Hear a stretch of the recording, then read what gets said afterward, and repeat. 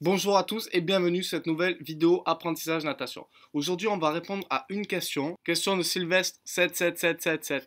Merci pour ce sujet. Moi qui cherche toujours à améliorer mon crawl sur 1500 mètres, je vais dès demain essayer ça en éducatif. Donc c'est important de travailler le roulis d'épaule, etc. Mais aujourd'hui, en fait, je vais donner une petite astuce pour travailler 1500 mètres pour essayer de nager plus facilement, plus longtemps, plus vite sur des longues distances comme le 800, 1500 mètres voire plus pour ceux qui préparent un triathlon par exemple. Comment nager le crawl plus longtemps? On va aborder trois points clés, trois points essentiels. Quelle technique adopter? Ça va être le premier point. On va voir comment bosser la technique, comment bosser l'amplitude, coup de haut, un appui efficace et surtout des bonnes jambes derrière qui vont vous faire avancer avec efficacité et avec un bon équilibre. Comment travailler votre endurance, comment bosser votre endurance, ça va être la deuxième partie. Et la troisième partie, c'est quel matériel adapter, quel matériel utiliser pour arriver à travailler sur les longues distances. Et puis, le jour J, arriver à effectuer une longue distance sans se fatiguer, avec plus ou moins de vitesse, beaucoup d'aisance surtout. Mettez un pouce bleu si vous avez déjà effectué plus de 1500 mètres en crawl sur une seule séance. Mettez-moi en commentaire si c'est quelque chose que vous n'avez pas réussi à faire. Mettez-moi en commentaire si 1500 crawl sur une séance, c'est quelque chose de trop difficile pour vous.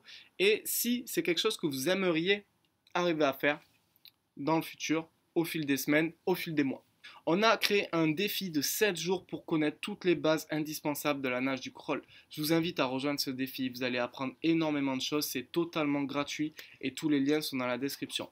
Abonnez-vous à cette chaîne si ce n'est pas déjà fait et on commence de suite avec cette fameuse question: comment nager le crawl longtemps et sans s'essouffler? Comment progresser en crawl sur de longues distances?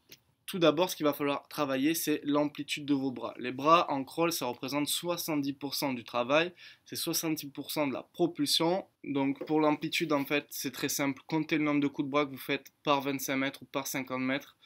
Comptez systématiquement le nombre de coups de bras et vous verrez que naturellement, en vous appliquant à amener l'épaule loin devant, à amener le bras loin devant avec un appui solide et à tirer loin derrière, à force de compter vos coups de bras, le nombre de coups de bras que vous faites, vous allez voir que vous allez diminuer le nombre de coups de bras assez facilement.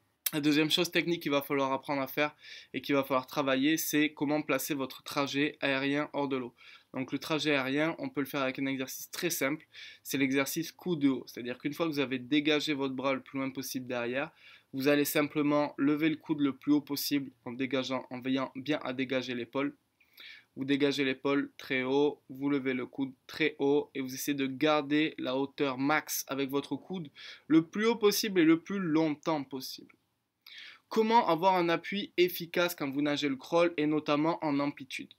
Une fois que vous avez allongé votre bras devant le plus loin possible, essayez de conserver votre amplitude, essayez d'ajouter de l'amplitude en engageant l'épaule davantage vers l'avant et en essayant de gratter toujours un petit peu de distance comme si vous vouliez toucher le mur qui est en face de vous.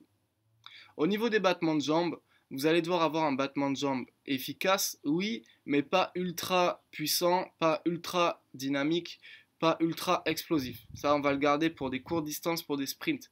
Vous devrez trouver un battement qui va vous aider à être équilibré dans l'eau, avoir un bon équilibre, ok, et un battement aussi qui va vous permettre d'être efficace. Ok. Donc pour travailler le battement, c'est simple, il va falloir prendre une planche, il va falloir répéter des longueurs avec les jambes en battement, avec des palmes, donc avec du matériel ou sans matériel. Si c'est trop difficile sans les palmes, prenez des palmes pour vous aider et vous verrez que à force de répéter des séries en jambes, vous allez facilement progresser à ce niveau-là. Une fois que vous avez travaillé votre série en jambes, derrière, essayez de nager en nage complète avec la même intensité de jambes que vous aviez fait sur la série d'avant. Je m'explique. Si vous faites par exemple 8 fois 50 battements de jambes, derrière vous allez faire par exemple 200 mètres crawl nage complète sur lequel vous allez garder la même intensité de vos jambes mais sur la nage complète.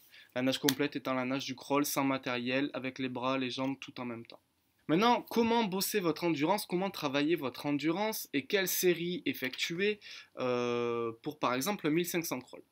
Il suffit simplement de diviser la distance. L'idéal, ça va être de placer des temps de récup de 10 à 20 secondes selon votre intensité. Encore une fois, je vais m'expliquer. Vous voulez travailler à 1500 mètres, vous voulez améliorer votre chrono là-dessus ou être moins essoufflé à la fin d'un 1500 mètres. Vous n'allez pas faire 1500 mètres à chaque fois que vous venez à la piscine, non. Vous allez fractionner votre séance. Peut-être que le jour 1, vous allez faire 30 fois 50, ou 3 fois 10 fois 50. Ou alors vous allez faire 15 fois 100 crawls. Ou alors vous allez faire 7 fois 200 crawls. 3 fois 400 crawls. Habituez-vous à la distance en fractionnant cette distance. La récup, comme je vous ai dit, ça va être 10 à 20 secondes de récup. Et le rythme, ça va être le rythme que vous souhaitez effectuer ou votre objectif chronométrique. C'est-à-dire que par exemple, la personne qui a envie de nager le 1500 mètres en 30 minutes, si cette personne-là fait un 15 x 100, il va falloir que systématiquement, elle passe chaque 100 mètres en moins de 2 minutes. Systématiquement. Si vous passez vos 100 mètres en 2,10, systématiquement, ne vous attendez pas à faire moins de 30 minutes sur le 1500. Adaptez votre rythme, vous devez avoir un rythme qui vous permette de nager, de tenir la série avec un chrono régulier, donc ne partez pas trop vite, ok.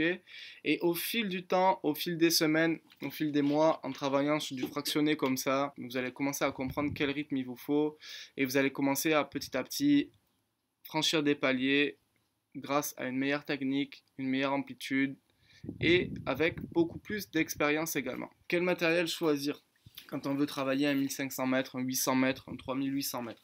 Quel matériel choisir? L'idée, ça va être de varier au maximum le matériel.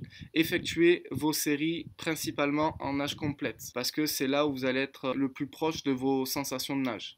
Mais rien ne vous empêche d'utiliser les palmes, le pull buoy, les plaquettes, le tuba, à une condition. Il faut être conscient de ce que vous travaillez. Si vous mettez un pull buoy entre vos jambes, ne vous amusez pas à faire vos battements. Le pull buoy, ça va servir essentiellement à travailler les bras, la force des bras. Quand vous travaillez avec un pull buoy, concentrez-vous sur vos sensations au niveau de vos bras. Concentrez-vous sur votre amplitude. Concentrez-vous sur votre premier appui. Concentrez-vous sur votre traction de bras. Concentrez-vous sur votre fin de traction, votre fin d'appui, votre fin de poussée. Pareil si vous travaillez des plaquettes. Si vous travaillez avec les palmes, essayez d'intégrer des ondulations, des coulées sur vos séries. Essayez de dynamiser vos jambes. Essayez de capter un peu plus de propulsion avec vos jambes. Si vous travaillez avec un tuba, essayez de placer votre tête. Essayez de vous concentrer sur votre technique. 3 points pour travailler techniquement. Comment moins s'essouffler, comment moins se fatiguer, comment nager plus vite, plus longtemps. Donc c'est des points sur lesquels je passe très rapidement.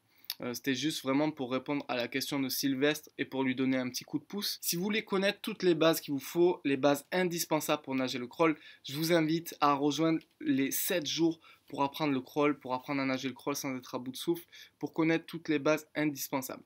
C'est un petit challenge qu'on a mis en place avec toute l'équipe Apprentissage Natation et qui va vous permettre de vraiment dynamiser votre nage, booster votre crawl.